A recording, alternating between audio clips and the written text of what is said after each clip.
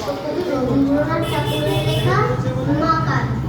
গরুর বর্ণ মধর দেহ, নাম শ্রীযুক্ত রাখাল।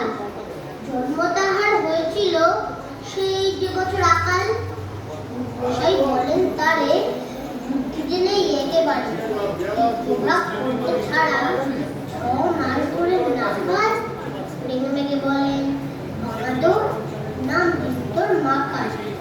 নামটা শুনে ভাবলে প্রথম বাঁকিয়ে যুগল ভ্রু, তারপর সে বাড়ি এসে নৃত্য করলে শুরু। হঠাৎ ছেলের মাতম দেখে সবাই তাকে শুধায় দেখি, সকল এসে জানিয়ে দিল নাম দিয়েছে নামে শাহে তার বক্ষ দূরে দূরে।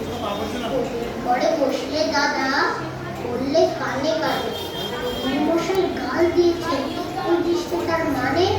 রাখাল বলল কখনোরা মাঝি আমায় বলেন শোনা, ওই তো গাল না, এ কথা পাড়ার সবাই জানে।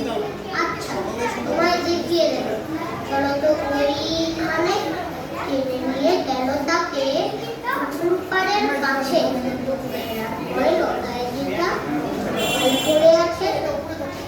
আচ্ছা দাদা সত্যি বলো, নাচে মন্দ হলো? তুমি শেষে বলতে কি দাও গাল ফুলেছে গাছে? মাকাল আমি বলে রাখাল 2 হাত তুলে নাচে। জোয়ার কলম নিয়ে ছোটে খেলতে নাহি চায়। লেখাপড়ায় মন দেখে মা অবাক হয়ে যায়।